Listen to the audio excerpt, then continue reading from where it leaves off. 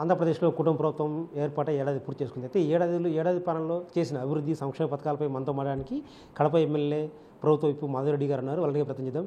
Madam, Andhra Pradesh పాలనలో మన ప్రభుత్వం ఏర్పాటై ఏడాది పూర్తి చేసుకుంది. అయితే ఏడాది పాలనలో ఒకవైపు సంక్షేమ అభివృద్ధి లేదని కూడా ఒక ప్రతిపక్షాలు ఆరోపిస్తున్నారు. అయితే పార్టీ మాత్రం దాదాపు అభివృద్ధిపై దృష్టి సారించింది. సో సంక్షేమ పథకాలపై మీ అభిప్రాయం ఏంటి? ఏడాది ముగిసింది. కూటమి ప్రభుత్వం ఎన్నో కష్టాలు నష్టాలను చవిచూసింది. గత ప్రభుత్వము ఆర్థిక నేరాలకు పాల్పడి దోచుకుంటూ కంప్లీట్గా పారిశ్రామిక అభివృద్ధి కానీ, ఏ విధమైన ఉద్యోగాలు ఇవ్వకుండా, ఏ విధమైన పరిశ్రమలు తీసుకురాకుండా, అలాగనే మౌలిక వసతుల కల్పనలో కూడా పూర్తిగా విఫలమైంది. కాబట్టి ఈరోజు వాళ్ళకి 11 సీట్లు ఇచ్చి కూటమి ప్రభుత్వాన్ని గెలిపించుకున్నారు.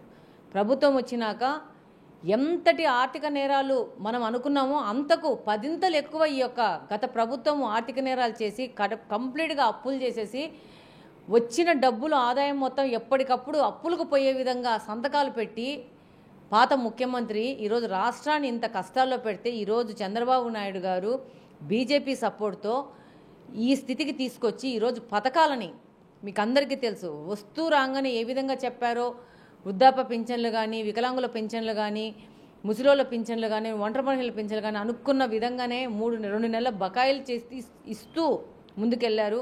ఆ తర్వాత ఏ విధంగా 3 సిలిండర్లు పేద బలహీన వర్గాలకి ఉచితంగా ఇస్తాము, సంవత్సరానికి 3 అన్నారో దాన్ని 4 నెలల్లో మళ్ళీ దాన్ని కూడా మొదలుపెట్టి దాన్ని కూడా చేశారు. అలాగనే రాగానే ఫస్ట్ సంతకం డిఎస్సికి పెట్టారు. డిఎస్సికి పెట్టి ఇక రేపు ఈ యాక్చువల్గా 21 ఉండిండాలా, 21 నుంచి కొంచెం పోస్ట్పోన్ చేసినారని నేను వింటున్నాను. డిఎస్సి చేసి దాదాపు 16,000 పైచీలకు చదువుకున్న వాళ్ళకి, గ్రాడ్యుయేట్స్కి డిఎస్సిలో ఉద్యోగాలు వచ్చే విధంగా ముందుకెళ్తున్నాము. ఈరోజు సంవత్సరం పూర్తిగా వస్తుండగా అకాడమిక్ ఇయర్ స్టార్ట్ కాకముందే తల్లికి వందనం పథకాన్ని ఎంతమంది పిల్లలు ఉంటే అంతమంది పిల్లలు, మళ్ళా నేను ఐఎమ్ జస్ట్ పాయింటింగ్, ఎంతమంది పిల్లలుంటే అంతమంది పిల్లలకి ఇస్తూ తల్లులకి ఆసరగా పిల్లల భవిష్యత్తే కూటమి ప్రభుత్వం యొక్క అంతిమ లక్ష్యం అనే విధంగా ఈరోజు కూటమి ప్రభుత్వం ముందుకెళ్తోంది. చంద్రబాబు నాయుడు గారు కానీ, మన నాయకుడు నారా లోకేష్ గారు కానీ ఏ విధమైన ఎన్నికల మేనిఫెస్టోలో చెప్పినారో ప్రతి ఒక్కటికి ఆర్థికంగా ఉన్న అనుకూలం లేని పరిస్థితుల నుంచి రాష్ట్రాన్ని ముందుకు తీసుకొస్తూ ఒకవైపు అభివృద్ధి కార్యక్రమాలు కానీ, ఒకవైపు రోడ్లు వేయడం కానీ, గుంతలు పడి 5 సంవత్సరాల నుంచి ఎంతో ఇబ్బంది పడ్డాం మనం అందరం.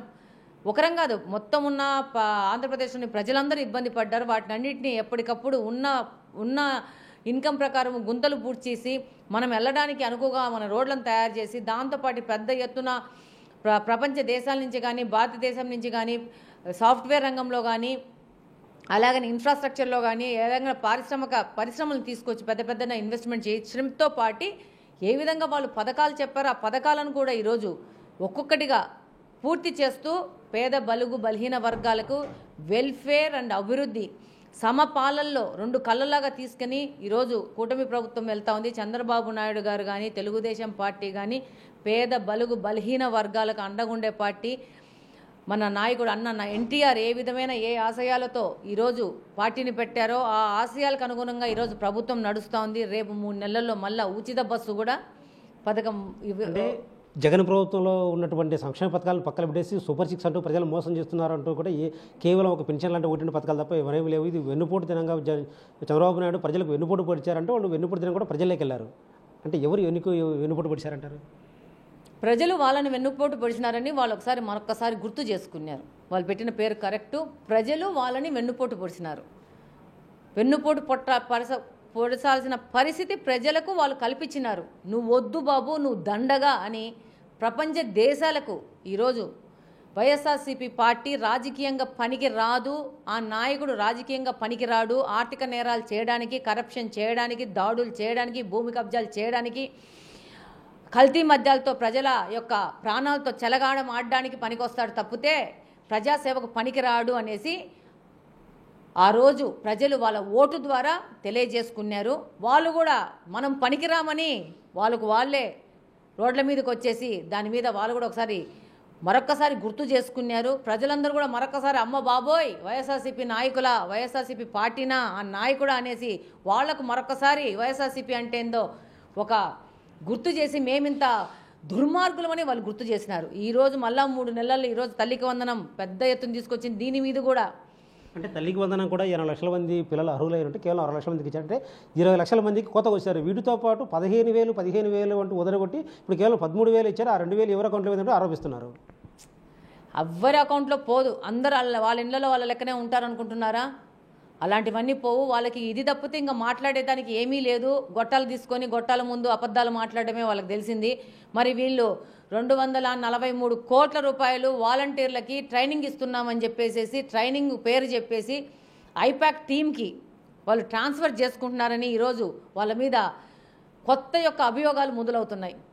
వీళ్ళ మాట్లాడేది నేను చెప్తున్నాను. ఇక్కడ 1,500 మంది వాలంటీర్లు పనిచేశారు. వాళ్ళని నమ్ముకొని వాళ్ళ యొక్క భవిష్యత్తును పాడులేపుకొని ఈరోజు ఇక్కడ పనిచేస్తే రేపు మాకు ప్రభుత్వ ఉద్యోగాలు వస్తాయన్న ఒక ఆలోచనతో ఈరోజు వాళ్ళందరికీ 2023లోనే రెన్యువల్ చేయకుండా కాంట్రాక్ట్ ఉద్యోగులుగా కూడా వాళ్ళని లేకుండా చేసి ఏ అధికారంతో వాళ్ళకి జీతాలు పంచినారు. అబద్ధాలు, మోసాలు, అవినీతులు నిలబడవు. టైం జరుగుతుందేమో కానీ బట్ జస్టిస్ విల్ ప్రివైల్.